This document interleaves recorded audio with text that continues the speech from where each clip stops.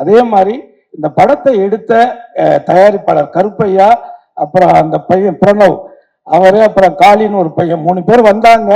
அதுல ஒருத்தர் வெளியேறிட்டாரு. பட் அவங்க 2 பேரு அவங்க அம்மா எல்லாம் சேர்ந்து ஒரு புது பசங்க நீங்க இவங்க எப்படி பண்ணுவாங்க அப்படின்னு நம்ம இந்த 25 வருஷத்துல நல்ல விஷயங்களை விட கசப்பான விஷயங்கள் தான் அதிகமாக சினிமாவில் கற்றுருக்கிறேன்.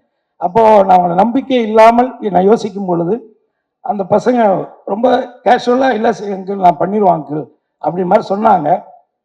ஆனால் நான் ஒன்றை மட்டும் சொல்கிறேன், ஒரு 100 படம் எடுத்த கம்பெனி கூட இந்த அளவுக்கு சிறப்பாக ஒரு படத்தை எடுக்க முடியாது. அந்த அளவுக்கு இந்த சின்ன வயசுல ரொம்ப அனுபவமாக ரொம்ப நேர்த்தியாக உண்மையாக அவங்க ஒர்க் பண்ணியிருக்காங்க. அதே நேரத்தில் நான் இன்னொன்று சொல்லிடுறேன், இந்த 25 வருஷத்துல நான் இந்த சினிமாவில் யாருக்கிட்டையும் நான் எதுக்காக போய் நின்னதில்லை. ஒருவேளை இந்த படங்கள் வெளியிட்டது பண்ணதுல இந்த டிஸ்ட்ரிபியூட்டர்கள்ட்ட வேணா போய் நின்றுருப்பேன்.